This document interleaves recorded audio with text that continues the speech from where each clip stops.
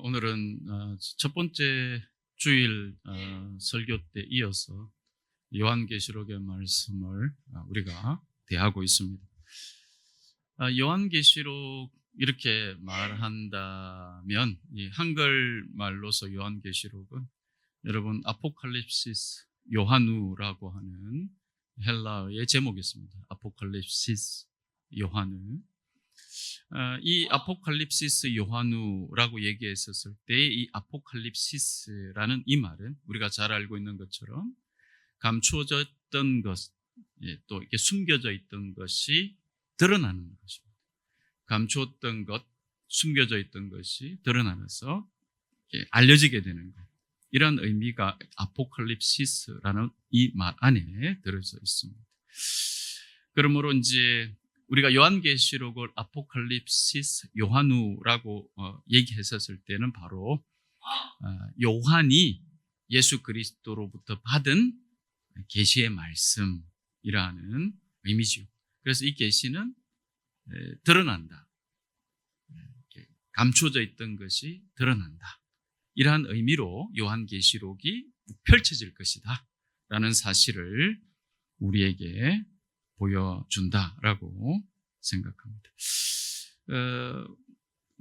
이런 이제 요한계시록이 이제 그런 하나님의 심판, 또 그 재앙, 감추어져 있던 어떤 이런 것들이 드러난다. 뭐 이런 내용과 그 안의 내용들을 보면 조금 사람들이 이렇게 무시무시하게 생각할 수 있는 큰 재앙들이 막 있다 보니까 이 문학 작품이나 또 오늘날 있던 영화 같은 이런 이제 그 재앙, 심판을 얘기할 때에 좀 어떤 그 영감을 주고 또 주게도 되었다. 이렇게들 사람들이 요한계시록을 생각하는 것 같습니다. 어떤 의미이냐 하면 요한계시록에 담겨져 있는 하나님의 계시, 이 계시의 말씀을 통해서 드러나는 것, 이것을 사람들은 단순히 이렇게 파괴적 종말, 심판,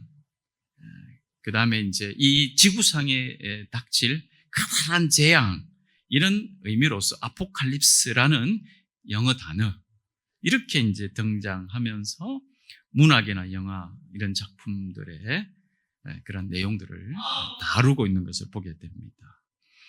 우리가 이제 포스트 아포칼립스 이런 영화 장르는 예를 들면 지구 종말 이후나 대참사 이후의 세상에서 벌어지는 상황들에 대한 이야기들을 그리고 있다는 것을 우리가 알게 됩니다. 여러분들은 이제 이런 그 종말이나 재앙, 심판과 관련되어진 영화, 문학 작품 중에서 혹시 기억에 남는 것이 있을지 모르겠습니다. 저는 뭐 대지진, 2012 뭐 이런 영화들에서부터 다루었던 그런 종말론적 심판, 이런 부분들을 사람들은 흥미있게 보거나 또 그런 이제 심판들에 대한 내용을 듣고서 어떤 생각들을 하게 될까, 이런 고민들을 해보게 됩니다. 자, 그래서 많은 사람들이 요한계시록의 말씀을 이제 오해하는 것 같습니다. 마치 아포칼립스 영화를 보듯이 요한계시록을 통해 앞으로 이 세상에 닥칠 것들, 특히 재앙이나 종말에 대해서 요한계시록은 말하고 있는 것이다. 뭐 이 정도에서 생각하는 것 같아요. 만약에 요한계시록이 앞으로 이 땅에 일어날 최후의 전쟁이나 또는 징조나 심판에 대한 그러한 책이라고 알고 있다면 여러분 요한계시록을 굉장히 오해하고 있다, 이렇게 말씀드릴 수 있죠. 물론 요한계시록은 앞으로 우리에게 일어날 심판이나 또 종말의 내용이 포함되어 있긴 하지만 이 요한계시록의 말씀을 통해서 우리에게 주시고자 하시는 중요한 메시지는 고난 중에 있는 하나님의 백성들에게 주시는 하나님의 위로이면서 동시에 예수 그리스도로 인한 승리, 그리고 그 승리로 말미암은 완전한 회복에 관한 것입니다. 이러한 완전한 회복과 그 성취에 대한 약속으로 인해서 믿는 하나님의 성도로든 모든 세대에서부터 그런 완전한 회복과 그 성취에 대한 약속 가운데서 하나님을 향한 영원한 예배를 소망하며 살았다. 이렇게 말씀드릴 수 있고 우리도 그렇게 지금 살고 있다. 이렇게 말씀을 드릴 수 있습니다. 자, 그러므로 요한계시록의 말씀은 세계 종말을 알리는 공포소설 같은 것이 아니다라는 거고 예수 그리스도 안에서 이미 완성된 하나님의 구원 그리고 그 구원의 계획하심이 인간의 삶과 이 세상 역사 속에서 어떻게 이루어지고 완성되는가를 분명하게 보여주는 그러한 메시지, 그 메시지가 담겨 있다. 이렇게 말씀드릴 수 있습니다. 요한계시록은 제일 먼저 예수 그리스도로부터 시작해서 예수 그리스도로 끝이 납니다. 아주 이거는 실질적이면서 상징적인 의미죠. 그리스도로 시작하고 그리스도로 끝이 난다. 그러면 그 과정은 어떤 과정이 될까? 시작과 끝이 예수 그리스도라면 그 과정 또한 여러분 이해하셔야 되겠죠. 예수 그리스도가 함께 하시고 관여하시고 인도하시는 그 과정을 이해하셔야 하는 겁니다.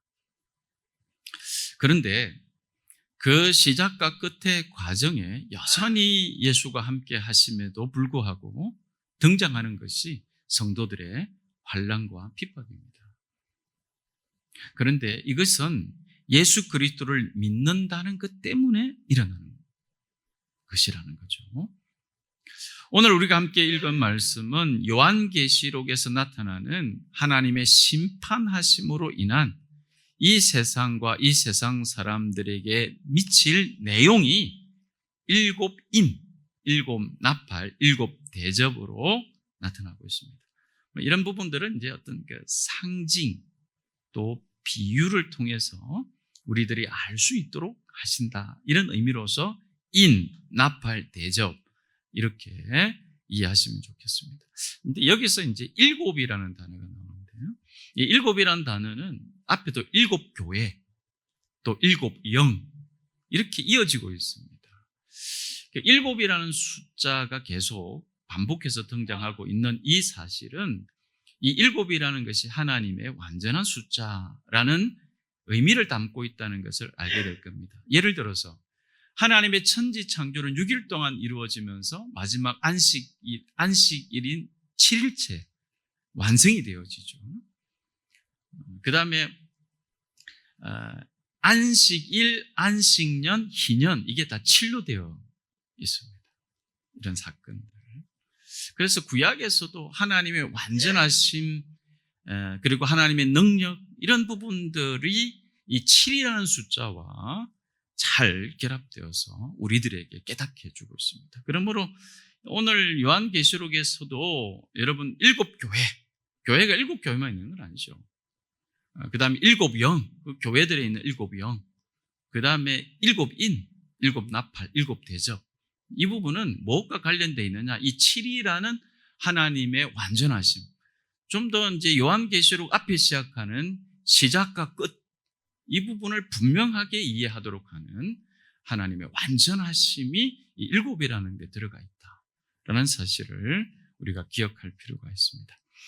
자, 물론 이제 이 일곱 인, 일곱 나팔, 일곱 대접이라는 이러한 이제 순서가 재앙이 이런 순서대로 일어난다라고 받아들이지 않아도 됩니다. 그러니까 일곱 인이 다음에 일곱 나팔의 재앙이 있고 일곱 대접이 있다. 이렇게 이제 시간 순서적으로 이걸 이해하지 않아도 됩니다.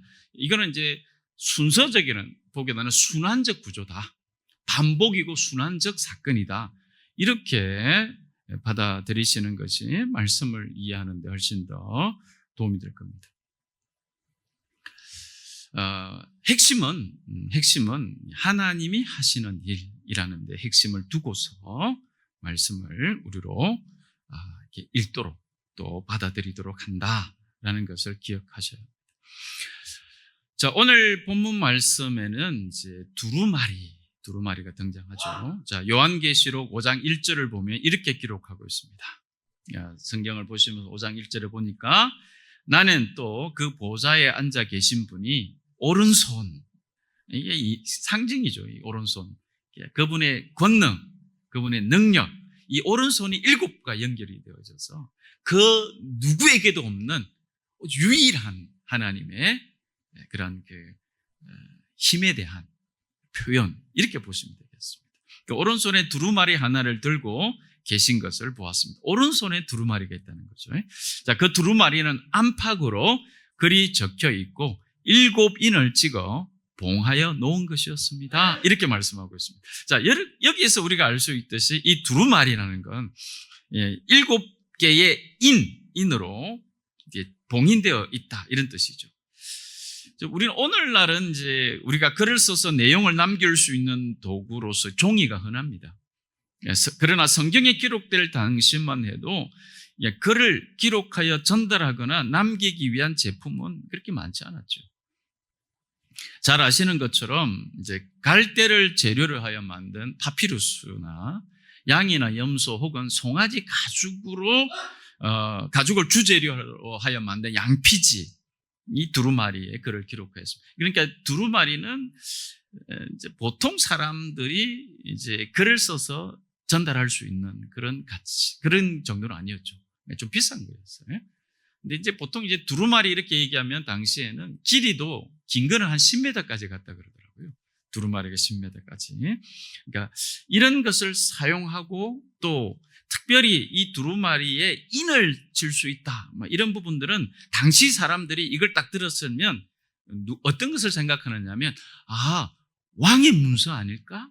이렇게 어떤 통치자에 의해서 중요한 내용이 기록되어져서 이렇게 봉인되어 있는 이런 이미지를 받아들일 수 있는 그런 내용으로 두루마리의 7인, 이렇게 기록되어져 당시에 이 말씀을 들었던 사람들은 이 문서가 가지고 있는 권위, 그 기록에 대한 어떤 그 힘에 대한 그런 부분들을 충분히 예상할 수 있었는데, 오늘날은 이 두루마리가 이미지가 우리한테는 좀 낯설다 보니 쉽게 다가오지는 않고 있습니다만, 이해하셔야 될 그런 내용들이 바로 이 두루마리의 그 내용들이 누구에 의해서, 그리고 그 내용이 갖는 어떤 권위, 그리고 이것이 펼쳐질 수 있다는 것은 아무나 할 수 없는 이러한 아주 내용들을 두루마리에 찍혀 있는 7인에게 통해서 알 수 있는 그런 것이라는 거죠. 그리고 이 인이라는 것은 우리가 잘 알다시피, 제가 좀 찾아서 한번 보여드리려고 했는데, 인은 보통 이제 납을 녹여가지고 또는 진흙을 위에 딱 붙여서 그 위에 도장을 딱 찍는 거죠. 도장이 반지로서도 있을 수 있고, 그래서 그 인에 찍혀 있는 것을 보면 누구 것인가 이렇게 보여지는 거죠. 그러니까 아무나 할 수 없는, 열 수 없는 그런 의미로 봉인이라는 의미는 우리들에게 전달되고 있다. 자, 다시 얘기하면 당시 이러한 봉인의 의미는 누가 이 문서를 기록하였는지를 알게 해주는 공식적인 서명과도 같은 것이어서 이 문서의 권위를 보여주고 있는 그런 내용입니다. 그런 내용입니다. 동시에 이 인장을 찍은 사람만이 이 문서의 내용을 열 수 있다. 그리고 그 사람의 허락하에만 열 수 있다. 이런 뜻을 담고 있습니다. 자, 그래서 요한계시록 여러분 5장 2절에서부터 5절까지 이런 내용을 우리가 발견할 수 있죠. 힘센 천사가 큰 소리로, 여러분 힘센 천사, 이런 이미지가 왜 나왔을까? 여러분, 이렇게 힘센 천사라는 이미지가 하나님의 오른손의 그 이미지를 연상해 본다면, 그러니까 힘센 천사는 하나님의 오른손에 비교하여서 이제 하나님의 오른손, 하나님의 힘을 능가할 수 없는 이미지로 등장하고 있습니다. 그럼에도 우리에게 있어서는 번접할 수 없는 힘, 그 힘을 가진 천사, 이렇게 우리들에게 의미를 던져주고 있다는 겁니다. 그 바로 힘센 천사가 큰 소리로 얘기합니다. 이 봉인을 뗄 수 있는, 그러니까 두루마리를 펴기에 합당한 사람이 누구인가? 그러니까 힘이 센 천사조차도 이 봉인을 떼지 못하고 있다. 이런 이제 비유적인 의미가 나와 있죠. 그래서 누가 뗄 수 있는가? 그 힘센 천사는 자기가 뗄 수 있는 것 같은데 힘센 천사조차도 뗄 수 없기 때문에 누가 뗄 수 있는가라고 외치는 것을 표현하고 있죠. 그래서 요한은 이 두루마리를 펴거나 볼 자격이 있는 이가 하나도 보이지 않으므로, 만약 힘센 천사가 뗐으면 요한이 그것 때문에 어떻게 하지? 이거를 아무도 뗄 수 없는가라는 것 때문에 슬퍼하거나 울지 않았을 겁니다. 그러나 그 힘센 천사조차도 그 힘센 천사조차도 할 수 없기 때문에 요한의 입장에서 볼 때는 그러면 누가 이 인을 뗄 수 있을까? 이런 마음으로 슬피 울었다, 이렇게 얘기하고 있습니다. 그때 장로들 가운데 하나가 이렇게 말합니다. 울지 마십시오. 유다 지파에서 난 사자 곧 다윗의 뿌리가 승리하였으니 그가 이 7 봉인을 떼고 이 두루마리를 펼 수 있습니다. 여러분, 여기서 말하는 이 두루마리의 봉인을 떼고 펴서 볼 수 있다는 이분은 6절 이후에 등장하는 죽임당하신 어린 양입니다. 이 죽임당하신 어린 양이 누구신가? 그리고 앞에서 얘기했던 유다 지파에서 난 사자, 곧 다윗의 뿌리, 이 부분이 구약에서 예언되어진 이런 의미로, 그 다음에 죽임당하신 어린 양, 이것이 신약에서 유월절 어린 양으로 우리를 대속하신 바로 그 예수 그리스도를 말하고 있습니다. 정리하자면 하나님에 의해 작성되고 하나님에 의해 인으로 봉인된 두루마리를 펼쳐서 그 안에 적힌 내용들을 공개할 수 있는, 그 공개한다는 것은 그것이 이제 실제로 드러나게 된다는 그런 의미죠. 그게 바로 예수 그리스도이시다라는 사실이죠. 그러니까 저와 여러분이 믿는 바로 그 예수 그리스도이시다라는 거죠. 이 믿음을 가지셔야 합니다. 그렇다면 우리에게 이 두루마리에 기록된 내용이 의미하는 바는 무엇일까? 이런 질문을 해보게 됩니다. 자, 7개의 인을 찍어 봉인된 이 두루마리에 적힌 내용에 대한 부분은 요한계시록 8장까지 이어져서 나타납니다.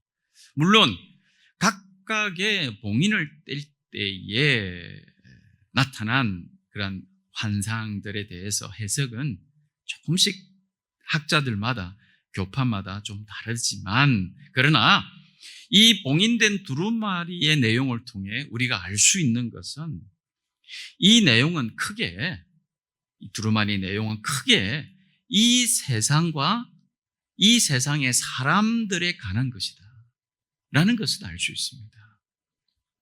자, 그 이유는 이 7개의 인을 뗄 때마다 나타나는 재앙, 나타나는 그런 내용들이 이 세상과 사람들을 향하여 있는 것입니다. 그러므로 이 두루마리의 내용은 이 세상과 사람에 대한 것이다 라는 추정을 합리적으로 할 수 있다는 얘기죠.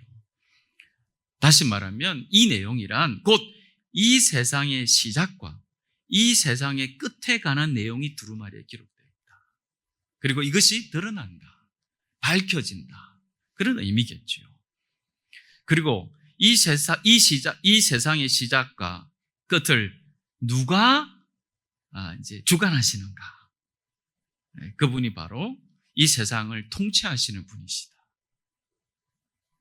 우리가 살아가는 이 세상을 창조하시고 주관하신 분이시다. 그분이 바로 하나님이시다. 성경에서 기록한 바로 그 하나님이시다 라고 우리들에게 분명하게 메시지를 주고 있는 거죠. 여러분이, 저와 여러분이 지금 예배를 드리는 그 대상이신 하나님이 바로 여기서 말씀하고 있는 바로 그 하나님이시라는 거죠. 자, 다음으로 하나님께서 창조하시고 주관하시는 이 세상에 살아가는 사람에 관한 거죠. 무슨 얘기입니까? 사람은 어떤 존재인가? 그러니까 나는 어떤 존재인가? 나는 어떤 삶을 살아야 하는가? 그리고 나는 그렇게 살다가 죽고 나면 어떻게 되는가? 이런 사람에 대한 내용들을 기록하고 있습니다. 그래서 이것이 이제 심판, 거기에 대한 하나님의 판단하심, 재판하심, 이런 형태로 등장하고 있는 거죠. 어떤 사람은 하나님께서 우리에게 베푸신 구원의 은혜를 통해 믿음 생활을 하고 살아갑니다. 때로는 환난과 핍박을 받으면서도 이 믿음을 지키려고 합니다. 그러나 어떤 사람은 그렇게 예수님을 믿고 살아가는 사람들을 대래 핍박하고 죽이기도 합니다. 또 어떤 사람은 하나님이 아닌 거짓 신들을 섬기기도 합니다. 어떤 사람은 음행하고 도둑질합니다. 살인합니다. 그리고 이러한 자신의 행위들을 회개하지 않습니다. 왜냐하면 그들에게는 이 세상을 창조하시고 통치하는 분이 계시지 않기 때문입니다. 아니, 계시지 않기 때문이 아니라 믿지 않기 때문입니다. 그것을 하나님이라고 하는 가르침을 부인합니다. 이렇게 세상과 사람을 향한 메시지를 다시 통합하여서 정리해 본다면 이런 말이 되겠죠.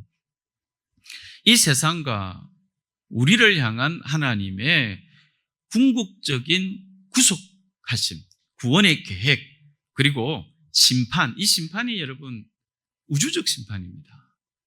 그러니까 이 지구의 심판이란 지금 우리가 알고 있는 온 우주에 임할 심판이다. 이렇게 믿으셔야 합니다.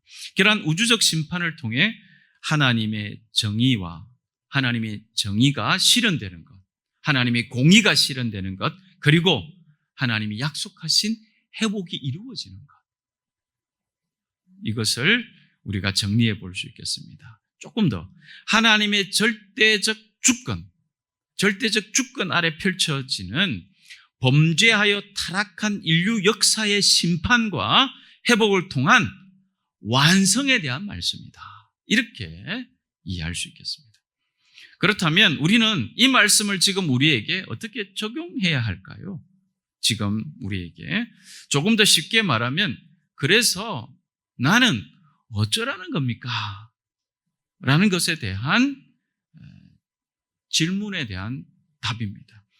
여러분, 하나님 말씀을 우리가 믿는다, 또 하나님 말씀을 이해하게 되었다라는 것은 그 말씀이 지금 나에게 무엇을 말씀하고 있는가를 깊이 묵상하게 되고, 그러니까 깊이 되새기게 됐다는 거죠.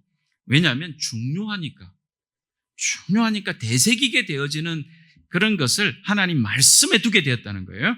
그리고 그 되새기고 묵상한 그 말씀이 내가 살아가는 오늘이라는 그 실제의 삶 속에서 어떤 하나님의 뜻인가, 그것을 여러분이 이렇게 이 말씀이 내 삶 안에서 뜻하시는 바, 그래서 그것이 하나님의 뜻, 이러한 내용들을 여러분 이렇게 실천해 가며 살아가는 바로 그런 삶을 하나님의 말씀을 이해한다, 하나님의 말씀 믿고 살아간다 라는 정체란 말이에요. 그러니까 말씀은 말씀이고 삶은 삶이다라고 말하지 않는다는 거예요.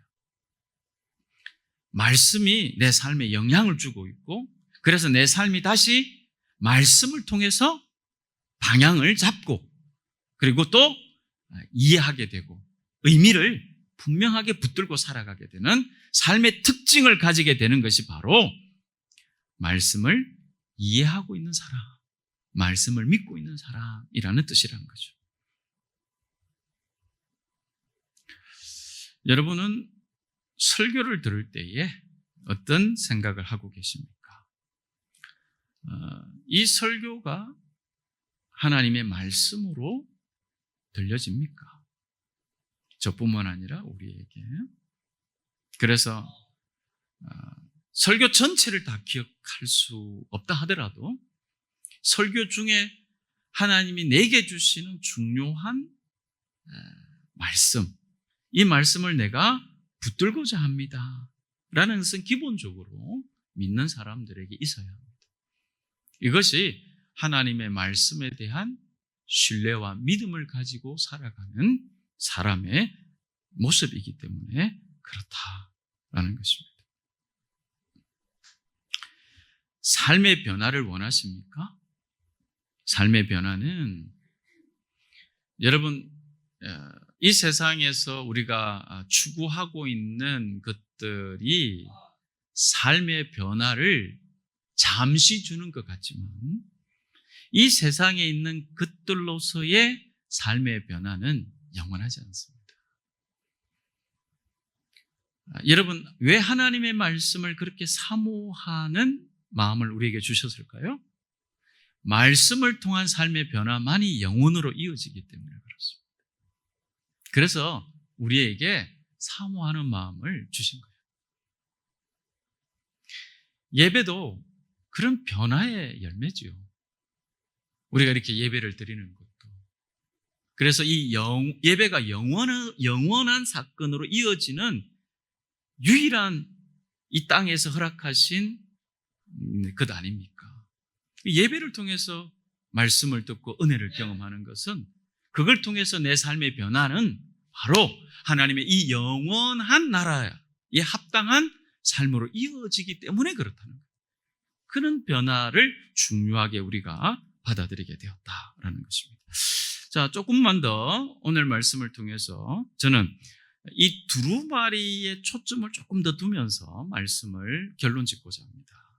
두루마리에 조금 더 초점을 두면서 하나님의 구원 계획과 이것을 이루어가고 계심을 우리가 안다면, 그러면 이 두루마리가 제게는 하나님께서 우리 각자의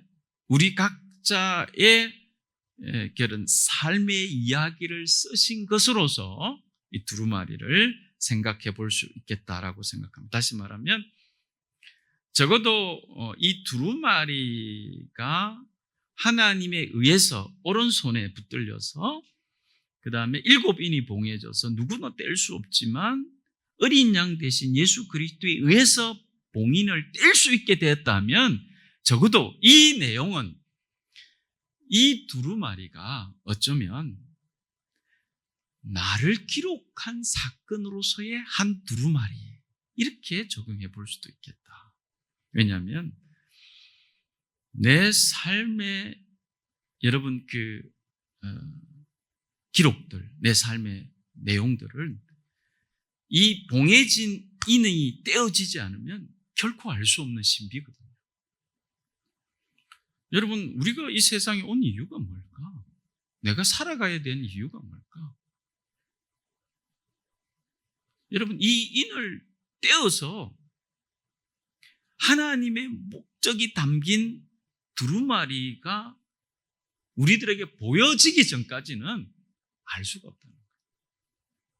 그래서 예수 그리스도로 말미암아 그 은혜로 살아가지 못하는 인생은 마치 못전 인생과 같으냐, 두루마리가 봉해져 있는 인생, 그렇게 끝나는 것일 수 있다라는 적용을 오늘 말씀을 통해서 해보게 되는 거죠.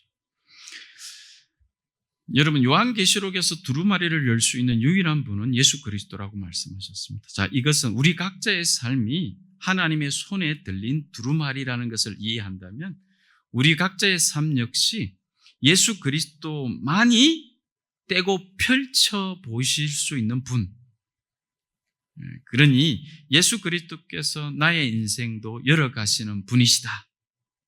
우리 각자의 삶도 그래서 예수 그리스도 안에서 비로소 참 의미와 목적이 드러난다, 이렇게 말씀하는 거죠. 다시요, 예수 그리스도가 없으면, 예수 그리스도를 믿고 살아가지 않는다면 내 삶의 주인이 되셔서 봉인을 떼는 사건이 일어나지 않는 거예요. 내 삶의 봉인은 영원히 묶여져 버려요. 그러니까 그 기록이 무엇인지 영원히 모르고 사는 거예요. 사랑하는 교우 여러분, 하나님께서 시작하셨고 앞으로 끝내실 그 사이의 시간, 그 과정 가운데 우리는 이 세상을 지금 살아가고 있죠. 하나님께서 끝내실 그 마지막은 하나님의 심판입니다. 그러나 그 심판은 종말이나 재앙이 핵심이 아니라 약속하신 구원이 어떻게 완전하게 이루어지는가. 그러니까 구원이 완전하지 않기 때문에 완전히 이루어진다는 게 아니라 이미 완전한 구원은 우리가 목도하게 될 때, 완전하다고 말씀하신 것이 바로 이것이구나라는 것을 보여주시는 그런 구원의 완성으로 이루어질 하나님의 진정한 회복이 하나님의 심판입니다. 그러니까 하나님의 심판이 믿는 사람들에게는 완전한 회복을 말하는 거죠. 그래서 우리는 오늘도 그것을 기대하고 바라보며 살아갑니다. 어디에서? 이 세상에서. 지금 살아가고 있는 이 세상에서 내가 바라보는 것이 바로 이 하나님의 약속이 이루어지는 완전한 회복의 시간을 기대하고 소망하며 살아가게 된다는 겁니다.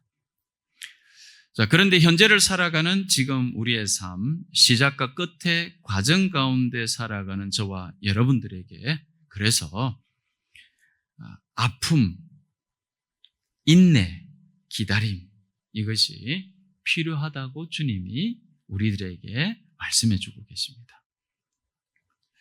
요한계시록을 기록할 당시 믿는 이들이 겪었던 환난과 핍박을 주님이 뭐라고 얘기하셨냐면 기다려라. 이렇게 말씀하신 것처럼 오늘도 이 말씀은 계속 우리들에게 얘기해 주시는 거죠. 그것은 하나님이 구원하시는 손이 짧은 게 아니라 하나님의 구원의 시간이 도래한 것을 무엇을 통해서 계속 얘기해 주시느냐? 하나님의 인내라는 약속을 통해서 우리들에게 계속 말씀해 주고 있다. 이렇게 저는 확신합니다. 그러므로 중요한 것은 여전히 예수 그리스도를 믿고 살아가는 것이며 그 믿고 살아가는 삶 속에서 일어나는 모든 것들을 여러분이 하나님의 뜻하심 가운데서 비로소 해석하고 받아들이는 삶을 살아가고 있는가라는 것을 중요하게 여기셔야 합니다. 그래서 고난의 시간도 하나님께서 침묵하시는 것 같은 시간도 기쁘고 즐거운 시간조차도 그 모두가 그리스도 안에서 하나님께서 써내려 가시는 시간들입니다. 왜냐? 예수께서 내 삶의 두루마리에 인을 떼셔서 보여주셨어요. 그래서 시작과 끝을 알았어요. 그런데 그 과정은 시작과 끝에 들어가 있는 내용이에요. 그러므로 이 과정 속에서 있는 모든 것이 하나님의 주권 아래 있구나. 하나님의 뜻 안에 있구나. 나로 승리하게 하시는 시간이구나라는 것에 대한 의심을 하지 않게 되는 거죠. 이걸 우리에게 보여주심으로 그런 확신이 우리에게 든다는 거죠. 우리는 그리고 이 세상은 모두 하나님의 손에 들린 한 권의 두루마리가 아닐까 생각합니다. 봉인이 있어 지금은 완전히 이해되지 않는 장면들도 있을 수 있습니다. 그러나 어린 양 대신 예수 그리스도께서 믿는 자들의 삶에서 하나하나 열어가십니다. 그러므로 성도의 환난과 핍박 속에 기뻐할 수 있었던 것이겠죠. 그러므로 우리가 충만한 은혜로 살아가고자 하는 간절함이 있는 것이겠죠. 그러므로 이 세상 가운데 오롯이 하나님을 예배하고자 함이 있는 것이겠죠. 그러므로 믿는 저와 여러분의 삶과 교회 공동체를 통해 하나님의 구원하심이 땅끝까지 증거됨을 위한 수고를 기꺼이 하는 것이 있는 것이겠죠. 그러므로 믿는 저와 여러분은 이 세상에서 결코 망하지 않는다는, 반드시 승리한다는, 하나님께서 주시는 복을 누리고 살아갈 사람들이라는 그 확신을 가지게 되는 것이겠죠. 이것이 우리에게 펼쳐진 두루마리의 내용들을 우리가 알게 되므로 지금 저와 여러분들에게 가지게 된 이 확신의 내용들이지라. 이렇게 저는 확신합니다. 그런 소망과 기대로 우리에게 주어진 시간들을 또 과제들, 숙제들을 잘 감당해 나가시는 저와 여러분들이 되시기를 축원합니다. 기도하겠습니다.